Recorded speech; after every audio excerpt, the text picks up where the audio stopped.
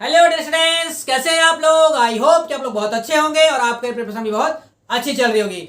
हम लोग डिस्कशन कर रहे हैं डेसिमल और फ्रैक्शन में जितने टाइप के सवाल बनते हैं या जिस टाइप के सवाल आते हैं उसको बिल्कुल टाइप वाइज हम करते चले जा रहे हैं। ठीक है, इसका एक बेसिक लेक्चर हो चुका है, तो अगर आप इस चैनल पे नए हैं तो सबसे पहले तो बेसिक लेक्चर जाके देखिए ताकि आगे के सवाल आपसे आसानी से बनना चालू हो जाए। ठीक है जी।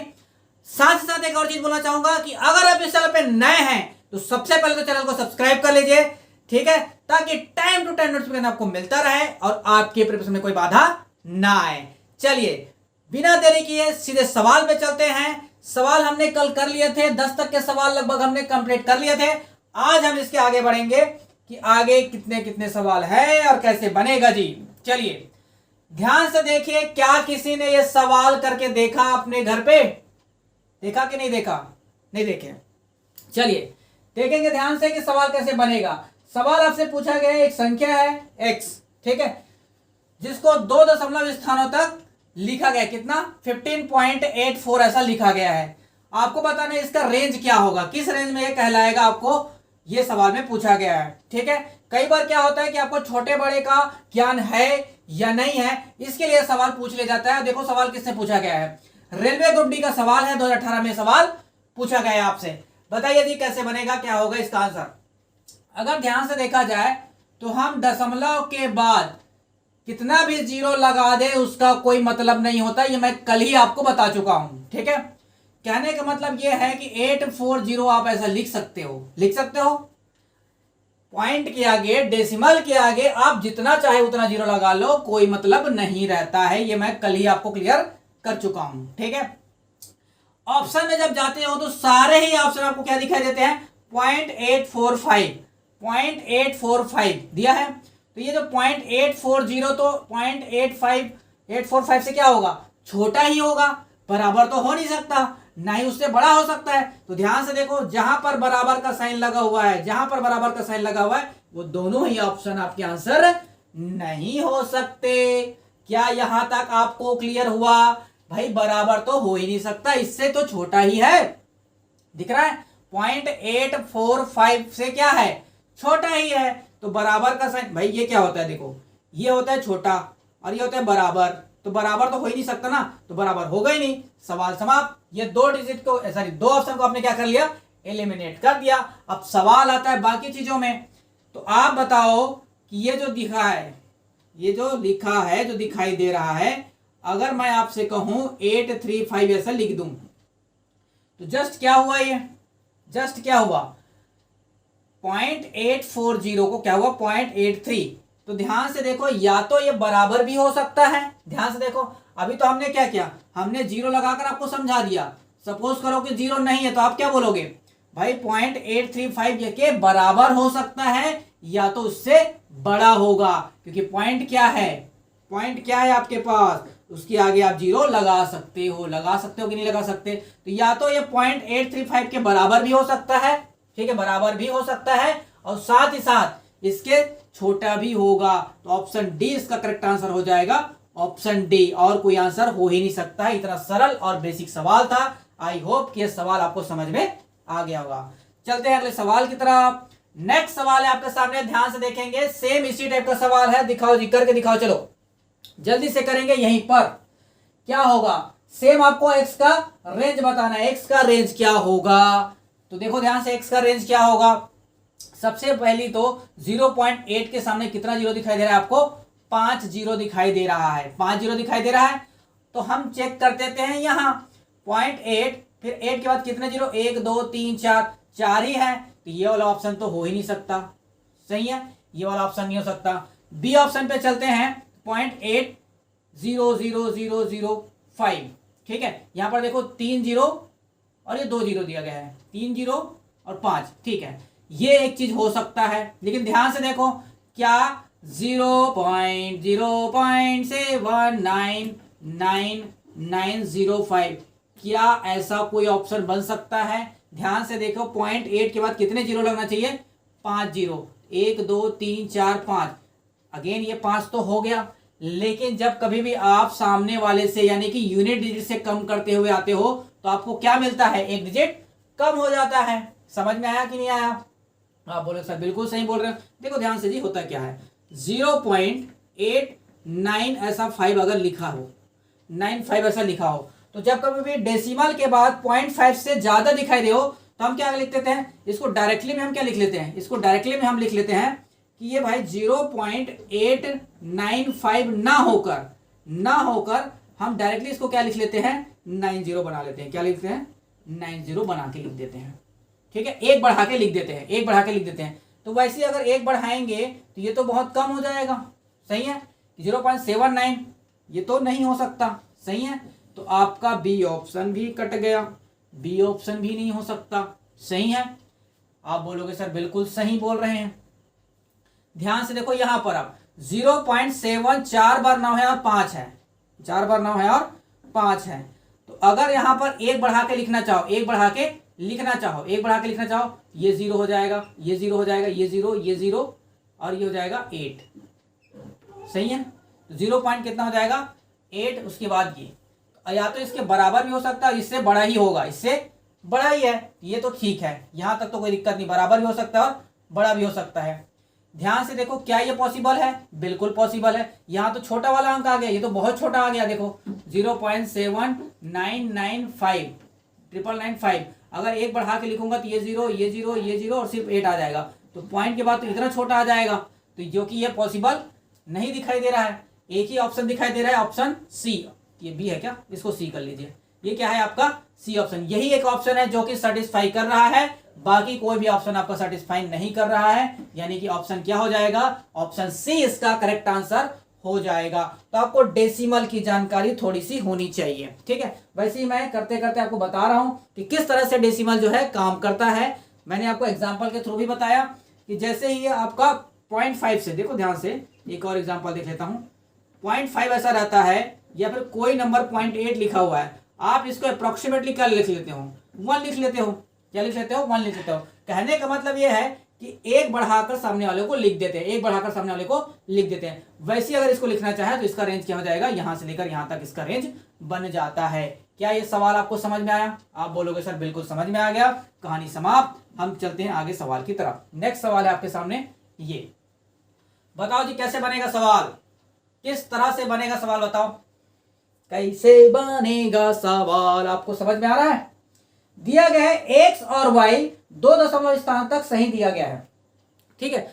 2 डिजिट तक लिया गया, दशमलव के 2 डिजिट तक लिखा गया है, ऐसे लिख लिया गया। आपको बताना है x प्लस वाई क्या है, x प्लस वाई का ऊपरी सीमा क्या होगा, अपर वैल्यू या अपर लिमिट्स क्या होगा, ऐसा सवाल है, पूछा गया है। तो भाई इन दोनों को आपस में सबसे पहले तो प्लस कर दो, क्यों कर सकेंगे कि x प्लस वाई को जोड़ा गया है, इसी की वैल्यू पूछा गया है। जैसे ही ऐड कर देते हो कितना होगा, 7 2 9 हो गया, 5 4 9 हो गया, पॉइंट ये क्या होगा 3 3 6, 6 पॉइंट क्या आ रहा है, 9 9 आ रहा है। तो आप गलती से भी ये आंसर टिक नहीं मानेंगे, क्योंकि ये गलत आंसर है। आपको एग्जैक्ट आंसर पूछा ही नहीं जा रहा है, एग्जैक्ट आंसर पूछा ही नहीं जा रहा है, just upper limit, just upper limit पूछा जा रहा है। देखो ध्यान से इस शब्दों को ध्यान से देखो, ध्यान से देखो इस शब्द को, अपर लिमिट पूछा जा रहा है, अपर लिमिट, अपर लिमिट। तो इसका अपर लिमिट क्या होगा, जस्ट इसके आगे वाला नंबर, जस्ट इसके आगे वाला नंबर इसका करेक्ट आंसर हो जाएगा। कहने का मतलब है ए ऑप्शन इसका क्या हो जाएगा, करेक्ट आंसर। इसमें 1 जोड़ दोगे 0.01, तो आपका करेक्ट आंसर क्या आ जाएगा, 7। यही हो जाएगा इसका आंसर करेक्ट, ठीक है। करेक्ट आंसर क्या हो जाएगा, ये जस्ट अपर। अगर एग्जैक्ट पूछता ना, एग्जैक्ट पूछता तो ये आंसर होता, लेकिन एग्जैक्ट नहीं पूछा गया है। कहने का मतलब क्या पूछा गया है आपसे, भाई अपर लिमिट बताओ, क्या बोलाओ, अपर लिमिट बताओ, तो यही क्या हो जाएगा, इसका करेक्ट आंसर हो जाएगा। समझ में आया? चलिए, आई होप कि सवाल आपको समझ में आ गया होगा। चलते हैं अगले सवाल की तरफ। सेम सवाल है ये भी, लेकिन आपको पूछा गया है न्यूनतम मान। क्या पूछा गया है, न्यूनतम मान आपसे सवाल में पूछा गया है, मिनिमम वैल्यू। मिनिमम वैल्यू को ध्यान से देखेंगे। भाई अगर सीधा सीधा जोड़ के ही पूछना होता है तो बहुत सरल सवाल हो जाता। अब खुद से थोड़ा सा दिमाग लगाओ और सोचो कि अगर सीधा सीधा x प्लस वाई को जोड़ के आपको आंसर बताना होता तो उसको सीधा सीधा बना दिया जाता। लेकिन एग्जामिनर चाहता है कि भाई आप फंसो, आप फंसो, इसलिए इस शब्दों को ध्यान से पढ़ना है, न्यूनतम मान या फिर मिनिमम वैल्यू। देखो ध्यान से, सबसे पहले इन दोनों को जोड़ दो। तो जैसे इन दोनों को जोड़ेंगे तो कितना आ जाएगा, 1 5 5 10 को 0 कैरी 1, यानी कि 3 3 6। तो क्या आ रहा है वो 6.01 यही आ रहा है 6.01। आप बताओ इसका आंसर क्या होगा? क्या ये 6.01 होगा इसका आंसर? 6.01 होगा क्या इसका आंसर? आप बोलोगे बिल्कुल भी नहीं होगा, बिल्कुल नहीं होगा। क्यों नहीं होगा? कि भाई आपको एग्जैक्ट आंसर नहीं पूछा जा रहा है, एग्जैक्ट आंसर देना ही नहीं है आपको। मिनिमम वैल्यू, मिनिमम का मतलब है जस्ट एक कम, जस्ट एक कम। जस्ट इससे एक कम कौन सा आंसर दिखाई दे रहा है आपको? सी ऑप्शन इसका करेक्ट आंसर हो जाएगा। क्या होगा? जस्ट थोड़ा सा कम, जस्ट से इसके थोड़ा सा कम, क्या दिखाई दे रहा है? 6। ये आपका करेक्ट आंसर हो जाएगा। कहने का मतलब यह है कि आपको अगर पूछा जाएगा अपर लिमिट, तो जो आंसर आएगा उसका जस्ट एक बड़ा, क्या? जस्ट एक बड़ा, वो उसका करेक्ट आंसर हो जाएगा। अगर आपसे पूछा जाएगा मिनिमम वैल्यू बताओ, मिनिमम वैल्यू बताओ, तो मिनिमम वैल्यू क्या हो जाएगा? जो भी आपका करेक्ट आंसर आया रहेगा, जो भी आपका करेक्ट आंसर आया रहेगा उसका एक वैल्यू कम, एक वैल्यू कम, उसका करेक्ट आंसर हो जाएगा। आई होप कि इतनी बातें आपको समझ में आ गया होगा। चलते हैं हम लोग अगले सवाल की तरफ। नेक्स्ट सवाल है आपके सामने, देखो जी।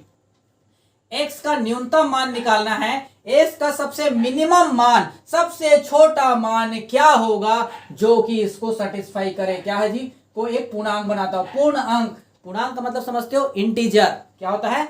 इंटीजर। इंटीजर, इंटीजर का मतलब होता है पूर्णांक। पूर्णांक मतलब पूर्ण अंक, डेसिमल में नहीं आना चाहिए। क्या है?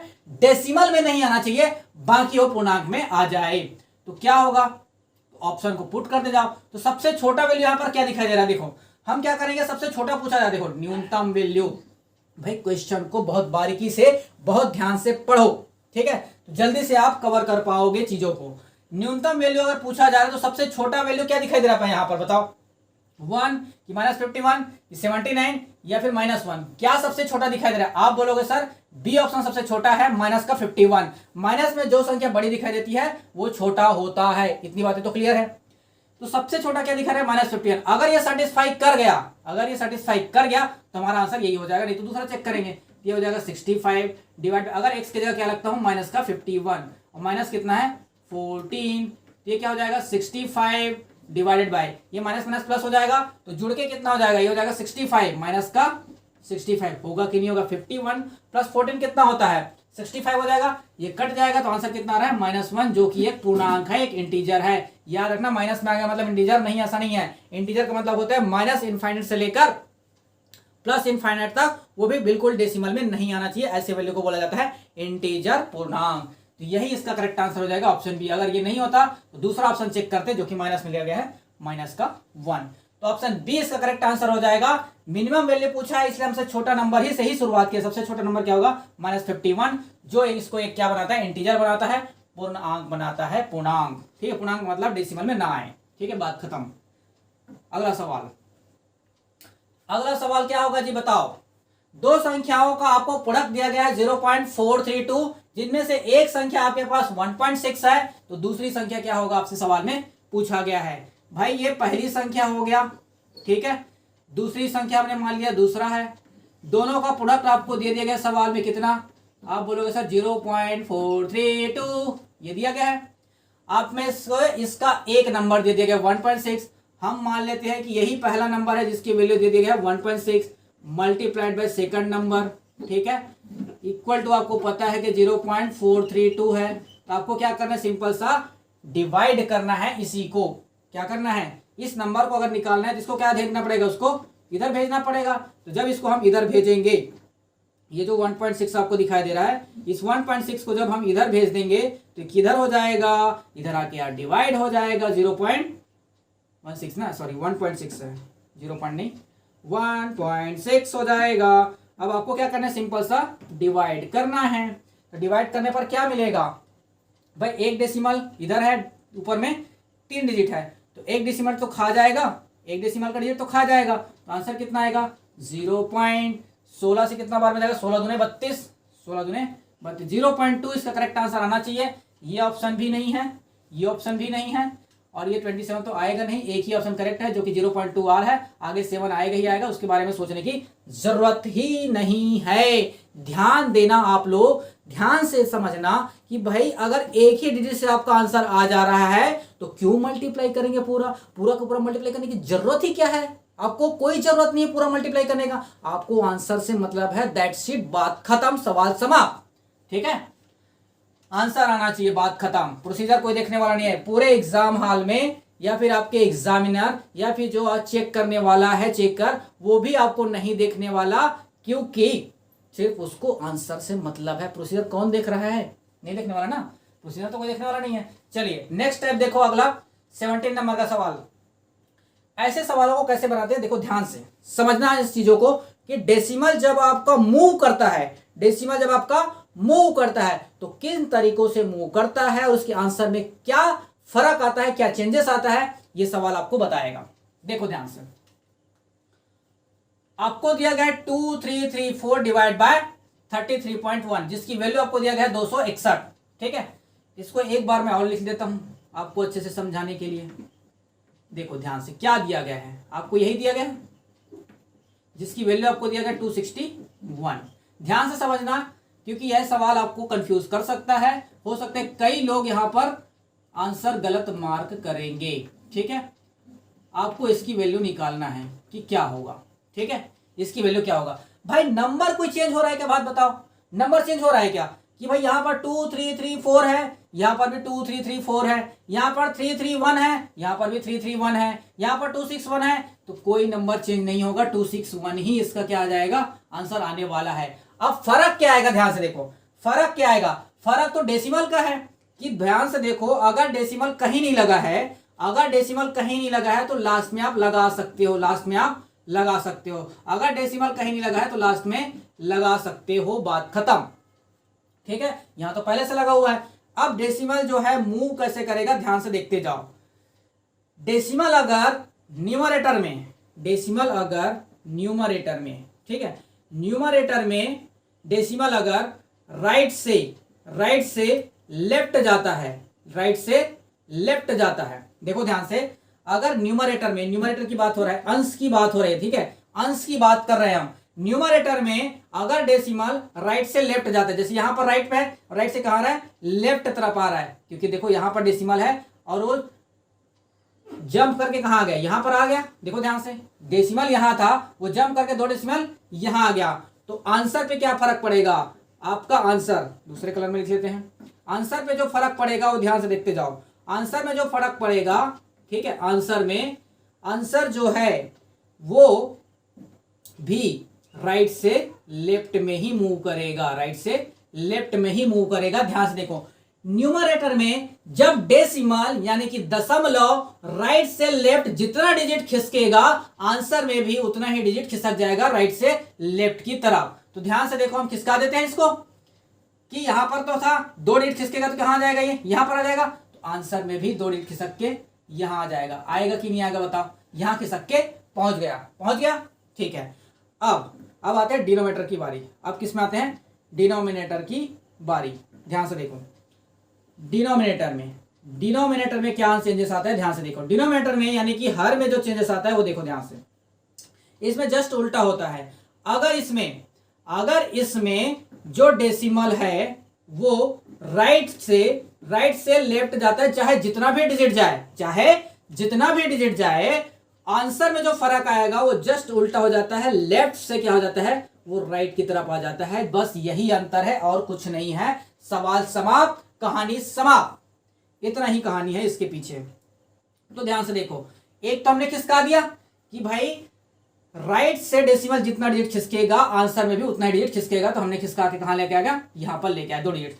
अब ध्यान से देखो, यहां पर क्या हुआ, डेसिमल लगा था 1 के पास लगा हुआ था, खिसक के कहां आया, 1 डिजिट राइट से लेफ्ट आया, आया कि नहीं, राइट से लेफ्ट आया। तो आंसर पे क्या फर्क पड़ेगा, आंसर जो है लेफ्ट से राइट हो जाएगा। अगर राइट से लेफ्ट डेसिमल खिसकता है तो आंसर पे लेफ्ट से राइट हो जाएगा, जस्ट उल्टा हो जाएगा। कहने का मतलब 1 डिजिट ये सामने खिसक के यहां पर आ जाएगा। तो इसका टोटल जो आंसर बनेगा वो बनेगा 26.1, यही इसका करेक्ट आंसर हो जाएगा। सवाल समाप्त, कहानी समाप्त। आंसर क्या आ जाएगा 26.1, यानी कि सी ऑप्शन का क्या हो जाएगा, करेक्ट आंसर हो जाएगा। क्या आपको ये जो कॉन्सेप्ट समझ में आया, ये कॉन्सेप्ट आपको ध्यान में रखनी है, ये आप लिख के रखिए कि कैसे कैसे चेंजेस होता है। ठीक है जी, न्यूमरेटर में जैसा जाएगा आंसर में भी वैसा ही जाएगा। अगर डिनोमिनेटर यानी कि हर की बात करेगा तो जस्ट उल्टा हो जाता है, बात खत्म, सवाल समाप्त। आपको यही चीजें सिंपल सा ध्यान में रखना है और याद रखना है। ठीक है, यहां तक चीजें क्लियर है? आई होप कि यहां तक की चीजें आपको क्लियर हो गया होगा। चलते हैं अगले सवाल की तरफ। देखो यहां पर देखो क्या होगा, बताओ। यहां मल्टीप्लाई में है, मल्टीप्लाई में है, कैसे आंसर लेके आओगे? ध्यान से देखो, अगर डेसिमल कहीं नहीं लगा है, डेसिमल कहीं नहीं लगा है, डेसिमल तो क्या लगा है? आप बोलोगे सर कि लास्ट में लगा देते हैं। कहीं नहीं लगा है तो कहां लगाएंगे? लास्ट में लगा देंगे। ठीक है, लास्ट में लगा देंगे। क्लियर है? आप बोलोगे बिल्कुल करेक्ट है। अब देखो 1700 बनाना है, इसको क्या बनाना है? 1700 बनाना है, और इसको बनाना है आपको, डेसिमल को खिसकाना है। तो ध्यान से देखो, ये जो डेसिमल है, ये जो डेसिमल है, ये कितना डिजिट खिसक रहा है? यहाँ पर 1 2 3 4, 4 डिजिट खिसक रहा है। ये क्या खिसक रहा है? 4 डिजिट इधर खिसक रहा है। तो आंसर पे क्या फर्क पड़ेगा? यहाँ तो सिर्फ न्यूमरेटर ही है, तो जो चेंजेस इधर करोगे वही चेंजेस उसके आंसर में होगा। तो कहने के मतलब ये भी 4 डिजिट खिसक के इधर आ जाएगा, 4 डिजिट खिसक के इधर आएगा। तो कहने का मतलब आंसर क्या बन रहा है? 0.493। अभी एक का काम खत्म हुआ, अभी क्या हुआ? एक का काम खत्म हुआ। अब देखो ध्यान से, अब यहां पर क्या करना है आपको? यहां पर अगर डेसिमल यहां लगा हुआ है, ठीक है जी, यहां पर डेसिमल लगा हुआ है, इस डेसिमल को अब राइट से लेफ्ट लेके जाएंगे। देखो ध्यान से, अगर 17 का डेसिमल यहां लगा हुआ है, ठीक है जी, यहां लगा हुआ है, मैं चाहता हूं कि इस डेसिमल को मैं आगे खिसकाना चाहता हूं, और कितना? 2 डिजिट आगे खिसकाना चाहता हूं। भाई 17.0 जो पॉइंट के बाद तो जितना भी जीरो लगा कोई मतलब नहीं होता, मैंने लगा दिया। अब ध्यान से देखो, इस पॉइंट से हमको 2 डिजिट खिसकाना है। कहां? राइट से लेफ्ट की तरफ, राइट से लेफ्ट की तरफ। तो आंसर में भी राइट से लेफ्ट की तरफ 2 डिजिट खिसक जाएगा। तो ये जो डेसिमल है अगेन खिसक के कहां आ जाएगा? यहां पे आ जाएगा। तो फाइनल आंसर क्या हो जाएगा? 4.93 इसका करेक्ट आंसर हो जाएगा। कहानी समाप्त, सवाल समाप्त। कितना आंसर आ जाएगा? 4.93, यानी कि सी ऑप्शन क्या हो जाएगा? इसका करेक्ट आंसर हो जाएगा। कोई भी और कॉन्सेप्ट करने की जरूरत ही नहीं है, मेंटली इस सवाल का आंसर दिया जा सकता था। अगर आपको सिंपल सा कॉन्सेप्ट जस्ट इसके पहले स्लाइड में जो बताया हूं कि भाई न्यूमरेटर में जो चेंजेस होता है आंसर में भी वैसे ही चेंजेस होता है, कि डेसिमल अगर लेफ्ट टू राइट जा रहा है तो आंसर में भी लेफ्ट टू राइट जाएगा, अगर डेसिमल राइट से लेफ्ट जा रहा है तो आंसर में भी राइट से लेफ्ट जाएगा। समझ में आया? लेकिन सिर्फ डिनोमिनेटर यानी कि हर बस में थोड़ा सा उल्टा हो जाता है, कि अगर न्यूमरेटर के बजाय अगर डिनोमिनेटर में यानी कि हर में राइट से लेफ्ट जाता है तो आंसर में लेफ्ट से राइट हो जाता है। बस इस बात का ध्यान रखो, जस्ट एक दूसरे के उल्टे रहते हैं। कहानी समाप्त, सवाल समाप्त। अगले सवाल की तरफ चलते हैं, नेक्स्ट। अब इसका आंसर आप दे पाओगे? क्या आप इसका आंसर दे पाओगे? देखो आरआरबी एलपी टेक्नीशियन में अभी ये सवाल आया हुआ था। कब है? 2018 में ये सवाल आया हुआ था। अभी भी इसका एग्जाम होने वाला है, फॉर्म तो भर लिए होंगे, अब तैयारी तो कर रहे होंगे ना। देखो एलपी असिस्टेंट लोको पायलट में सवाल आया हुआ था। देखो ध्यान से क्या आएगा। अब ध्यान से देख पा रहे हो इस सवाल में कि भाई जो आंसर निकालना है ये इधर आ गया है, तो हम क्या करेंगे? इसको इधर लेके आएंगे और इसको उधर लेके जाएंगे। ठीक है जी। तो ध्यान से देखो क्या फर्क पड़ेगा, क्या फर्क पड़ेगा, बताओ क्या फर्क पड़ेगा। अब ध्यान से देखते जाओ, आपको जो निकालना है वो इसका डिवाइड बाय इसके साथ निकालना है, जबकि 29 इधर दिया गया है। ठीक है, तो ध्यान से देखो, आपके लिए एक बार और लिख देता हूं मैं। 493, ये क्या है? 493, ठीक है, divided by 29 is equal to कितना दिया गया है? 17। यही दिया गया है, इज इक्वल टू कितना दिया गया है? 17। आप बोलोगे सर बिल्कुल करेक्ट है। आपको जो वैल्यू निकालना है वो निकालना है 4.93 डिवाइडेड बाय 0.0017, इसकी वैल्यू निकालना है। तो जो उसकी वैल्यू निकालना है हम उसको भी ऐसे ही कन्वर्ट कर लेते हैं। तो कैसे कन्वर्ट हो जाएगा? ध्यान से देखो, हम 17 को इधर ले आते हैं, 29 को इधर लेके डालते हैं। तो जो चेंजेस करना है हम डेसिमल में फिर चेंजेस कर लेंगे, क्योंकि आंसर में आपको जैसा पूछा गया है आप वैसे ही निकालिए। यहां पर क्या हो जाएगा? 17। ठीक है, अब डेसिमल अगर कहीं पर नहीं लगा हुआ है, डेसिमल अगर कहीं पे नहीं लगा हुआ है तो लास्ट में लगा दो, कहानी समाप्त करने के लिए। ठीक है, अब ध्यान से देखो, न्यूमरेटर में यानी कि अंश में कितना डिजिट खिसका है? आप बोलोगे सर 1 और 2 डिजिट खिसका है, 2 डिजिट यहां से खिसक के यहां पर आ गया है। देखो ध्यान से, ये खिसक के यहां आ गया है, तो आंसर में भी क्या फर्क पड़ेगा? ये भी खिसक के कहां आ जाएगा? आपका यहां आ जाएगा। ठीक है, तो खिसका दिया उसको, तो इसको खिसका के कहां लेके आ गए? अपन सामने में लेके आ गए। ठीक है, अब ध्यान से देखो, अब ये जो डेसिमल है, डेसिमल के आगे तो अरे डेसिमल, हाँ ठीक।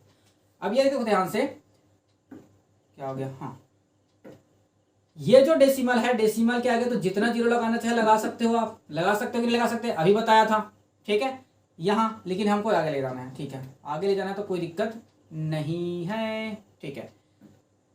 अरे क्या हो गया, हाँ देखो ये जो डेसिमल है, अब इसको खिसका के कितना डिजिट आगे खिसकाना है, ध्यान से देखो, यहां था उसको 1 2 3 4 4 डिजिट खिसकाना था, यानी कि 1 और 2 फिर से लगाना पड़ेगा और यहां तक खिसकाना है, इसको 4 डिजिट खिसकाना है। तो ये राइट से कहां आ रहा है भाई, लेफ्ट आ रहा है, आ रहा है राइट से लेफ्ट आ रहा है, तो आंसर पे क्या फर्क पड़ेगा, जस्ट इसका उल्टा, जस्ट इसका उल्टा, राइट से लेफ्ट से क्या हो जाएगा, राइट हो जाएगा भाई। अगर डेसिमल न्यूमरेटर के बजाय डिनोमिनेटर में चेंजेस होता है तो डिनोमिनेटर में जस्ट उल्टा हो जाता है। अगर ये राइट से लेफ्ट जा रहा है तो आंसर पे क्या फर्क पड़ेगा, लेफ्ट से राइट चला जाएगा। कहने का मतलब यहां तक पहुंचा था, अब इसको आगे खिसका देना है 4 डिजिट, 4 डिजिट आगे खिसका देना है। कहने का मतलब 0 लगा देना है और डेसिमल कहां जाएगा, यहाँ। कहने के बाद इसका टोटल आंसर कितना बन जाएगा, 2900, इसका करेक्ट आंसर हो जाएगा। कहानी समाप्त, सवाल समाप्त, यानी कि ऑप्शन डी इसका करेक्ट आंसर हो जाएगा। ऑप्शन डी क्या हो जाएगा, ऑप्शन डी। क्या ये डेसिमल का जो खेल है आपको समझ में आ रहा है? आई होप कि ये जो जितने भी खेल मैं बता रहा हूं डेसिमल का, वो आपको समझ में आ रहा होगा। एक बार और इस कॉन्सेप्ट को मैं आपको क्लियर कर देता हूं, ठीक है, ध्यान से देखते जाओ। न्यूमरेटर और डिनोमिनेटर, ध्यान से देखो, न्यूमरेटर और डिनोमिनेटर में क्या चेंजेस आता है।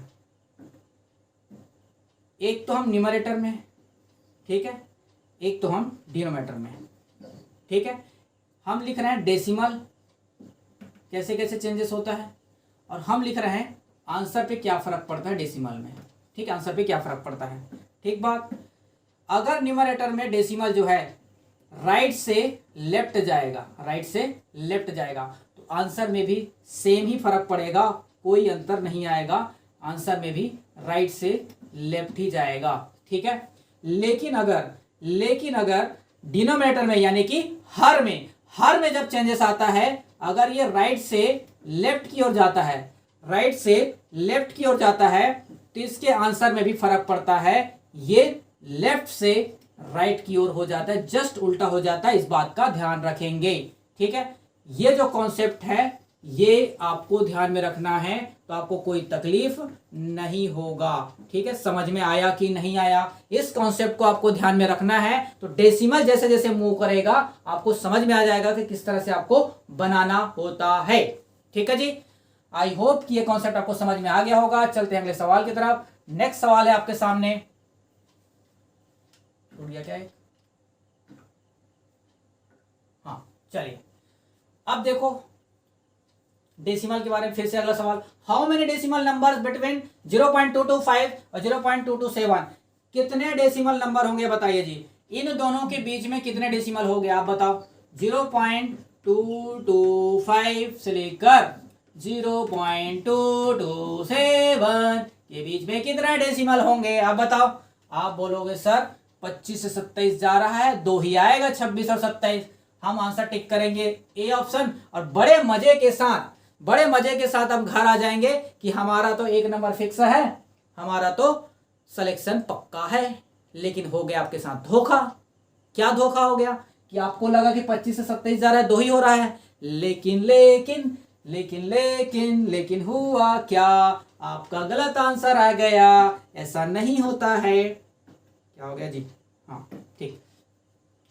ध्यान से देखो कि अगर मैं इसको 0.22, ठीक है 6 आप लिखते हो, ठीक है 226, लेकिन इसके बीच में आपको ये नहीं लगता क्या कि भाई यहां से यहां तक पहुंचने में कितने डेसिमल लगे होंगे।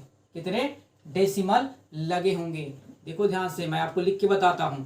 0.2250006, ऐसा भी तो हो सकता है।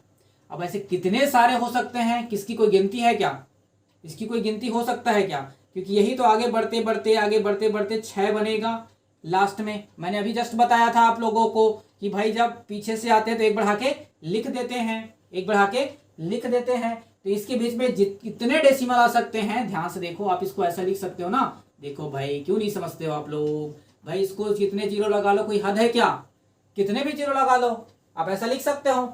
अब ध्यान से देखो कि कहीं पर अगर 2 2 5 0 0 0 0 1 करके बढ़ेगा, फिर 2 करके बढ़ेगा, फिर 3 करके बढ़ेगा, फिर 4 करके बढ़ेगा, फिर 5 करके बढ़ेगा, फिर 6 करके बढ़ेगा। भाई जीरो से आगे बढ़ेगा ना, 0 1 2 3 4 5 6 7, वैसे ये कितना आगे बढ़ेगा, वैसे यहाँ पर कितना आगे बढ़ेगा, तब कहीं जाके यहाँ पर चेंजेस होगा 6 में, तब कहीं जाके यहाँ पर चेंजेस होगा 6 में।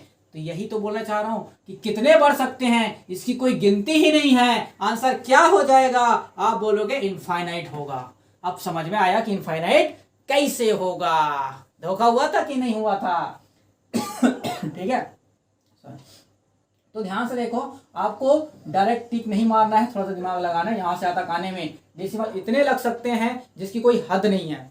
ठीक है, इनफाइनाइट, इनफाइनाइट जिसको गिना नहीं जा सकता। समझ में आया? चलते हैं अगले सवाल की तरफ। नेक्स्ट सवाल है आपके सामने ये, किसी दी गई भिन्न से किसी समतुल्य भिन्न बनाई जा सकती है। कितने भिन्न बनाए जा सकते हैं, यानी कि कितने फ्रैक्शन बनाए जा सकते हैं उसके समतुल्य, तो इसकी भी कोई गिनती नहीं है। फॉर एग्जाम्पल आपको लेकर समझाता हूं। फॉर एग्जाम्पल कोई 1/2 है, ठीक है, 1/2 क्या है, एक कोई फ्रैक्शन है। हमने मान लिया कोई भी फ्रैक्शन बोल रहा है, तो हमने मान लिया कि कोई फ्रैक्शन है, ये क्या है, ये कोई फ्रैक्शन है। अब इसके समतुल्य कितने भिन्न बनाए जा सकते हैं जो इसी के बराबर हो।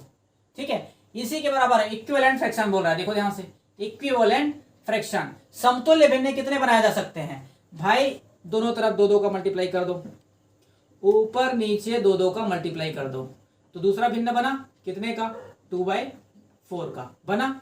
नहीं सर आप बोलोगे 3 का मल्टीप्लाई कर लेते हैं, ठीक है 3 का मल्टीप्लाई कर लो ऊपर नीचे, तो कितना हो जाएगा, 3/6 बना। तो आप देखो ध्यान से, आप 2 का मल्टीप्लाई करो, फिर 4 का मल्टीप्लाई करो, फिर 5 का मल्टीप्लाई करो, 10 का मल्टीप्लाई करो, 100 का मल्टीप्लाई करो, उसके जितने भी फैक्टर होंगे वो सब किसके बराबर हो जाएंगे, 1/2 के बराबर हो जाएंगे। तो आप सोचो कैसे कितने नंबरों को मल्टीप्लाई कर करके कितने बना सकते हो। इनफाइनाइट, कोई हद है क्या, उसकी कोई लिमिट है क्या, बिल्कुल नहीं है, इनफाइनाइट बनाया जा सकता है। तो आंसर क्या आ जाएगा, इनफाइनाइट। कहानी समाप्त, सवाल समाप्त। समझ में आया?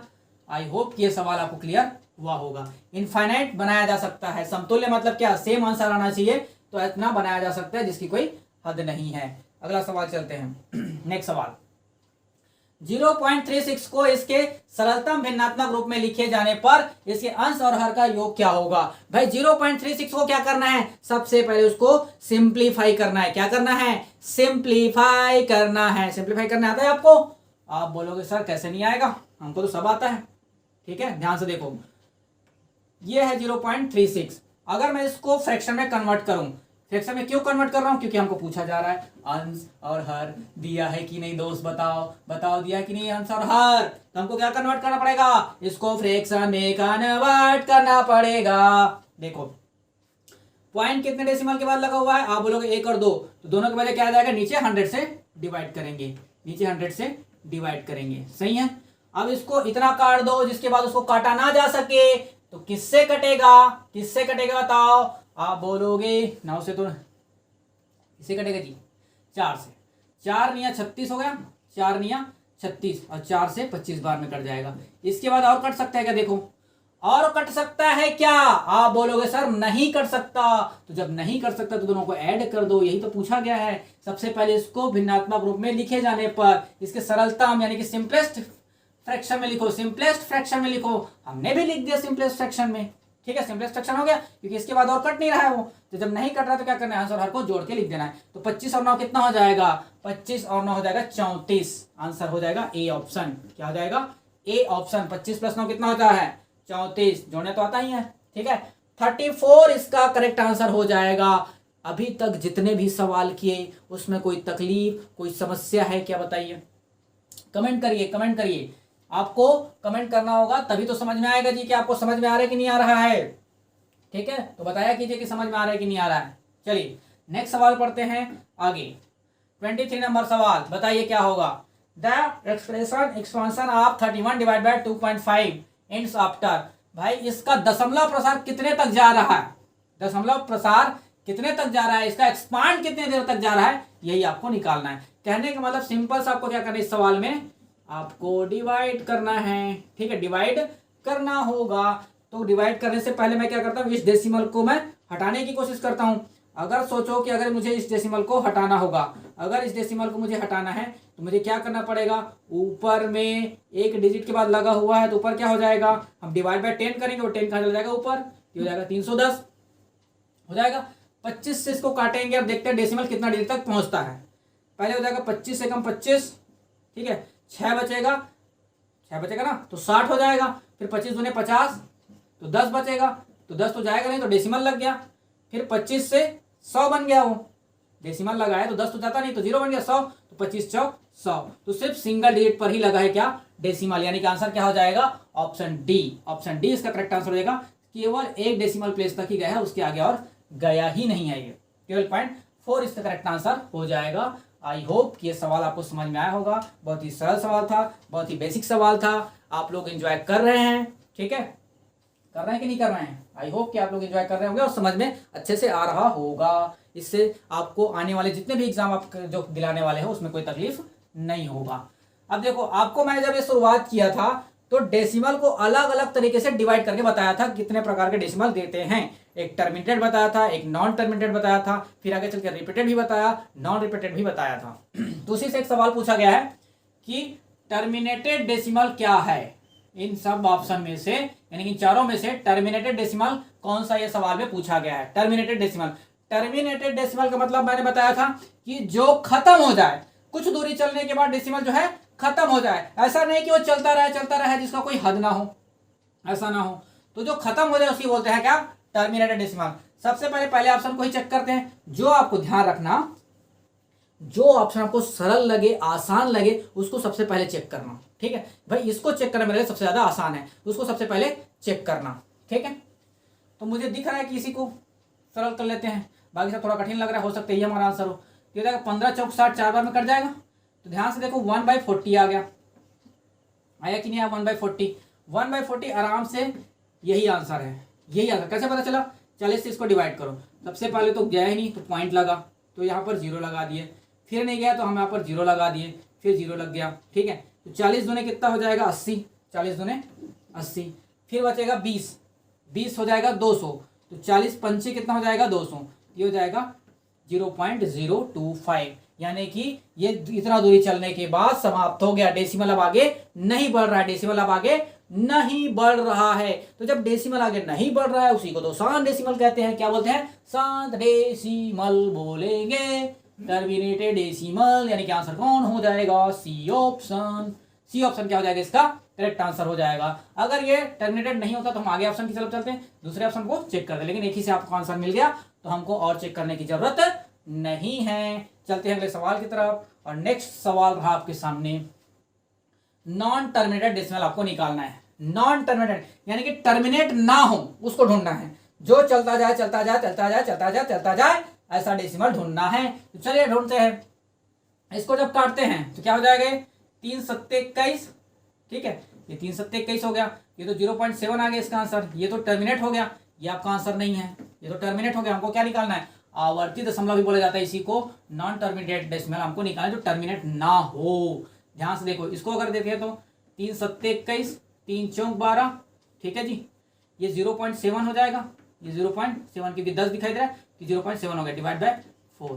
इसको जब करते हैं तो 0. कितना हो जाएगा, ये 4 एकम 4, बचेगा कितना 3, 4 सत्ते 28, 2 बचेगा 4 5 20। ये भी टर्मिनेट हो गया, ये भी हमारा आंसर नहीं हो सकता। 0.175 सिर्फ डिवाइड करना है, ध्यान दो, कुछ नहीं कर रहा हूं, सिर्फ डिवाइड कर रहा हूं। अगर वो थोड़ी दूर चलने के बाद खत्म हो जा रहा है इसका मतलब वो शांत डेसिमल है, टर्मिनेटेड है। अगर वो खत्म नहीं हो रहा है तो वो नॉन टर्मिनेटेड है, उसी को ढूंढना है। चलिए इसको चेक करते हैं। इसको चेक करने पर 3 सत्ते 21 हो गया, 3 दूने 6 हो जाएगा, यानी कि 7/20 आ रहा है। तो हम 2 को यहाँ लिख लेते हैं, यहाँ पर डेसिमल डाल देते हैं, ठीक है। 10 के बदले में क्या डाल दिए, दशमलव। 2 से तो आराम से ये डेसिमल ज़्यादा दूर तक जाएगा नहीं, जैसे कि 0.2 6 और 2 5 10, ये तो खत्म हो जाएगा, ठीक है। ये भी हमारा आंसर नहीं है, ऑप्शन एक ही बचता है, ऑप्शन डी। ऑप्शन डी क्या हो जाएगा, इसका करेक्ट आंसर हो जाएगा। आप उसको डिवाइड करके देख लो, वो खत्म होगा ही नहीं। 21/90 है, आपके लिए करके दिखा लेता हूँ। ये 10 क्या हो जाएगा, 2.1 डाल दो, उसको डिवाइड बाय 9 हो जाएगा। 10 को क्या कह दिया हमने, डेसिमल में कन्वर्ट कर लिया। नीचे 10 देखे, 10 को हटाया तो ऊपर डेसिमल लग गया, सही है। अब इसको डिवाइड करोगे तो 9 दूने 18, 0.2, 9 दूने 18, फिर कितना बचेगा 3, 3 बचेगा तो 9 तिया 27, 9 तिया 27, ठीक है। फिर से 3 बच जाएगा, फिर 9 तिया 27, फिर 9 तिया 27, फिर 9 तिया 27, फिर 9 तिया चलता रहेगा, वो कभी खत्म नहीं होगा, ठीक है। इसी को बोलते हैं रिपीटेड नॉन टर्मिनेटेड डेसिमल, ठीक है। समझ में आया? आई होप ये सवाल आपको समझ में आ गया होगा। चलते हैं अगले सवाल की तरफ। और नेक्स्ट सवाल है आपके सामने, निम्न में से किस भिन्न को और अधिक सरल किया जा सकता है? 26, 27, 28, 27 को मैं अलग से बताऊंगा, ठीक है, वो यहाँ पर नहीं है इसलिए मैं उसको हटा दिया था, ठीक है। 27 नंबर का जो सवाल है, 28 पे चलते हैं, फिर आगे सवाल करेंगे, ठीक है। आज का ये लास्ट सवाल है, फिर हम लोग नेक्स्ट क्लास में देखेंगे अगले सवालों को, ठीक है। चलिए देखिए कैसे बनेगा सवाल, बताओ। निम्न में से किस भिन्न को अधिक सरल नहीं किया जा सकता? कहने का मतलब उसको और सिंप्लीफाई नहीं किया जा सकता, यही कहने का मतलब है, उसको और अधिक सिंप्लीफाई नहीं किया जा सकता। बताइए जी।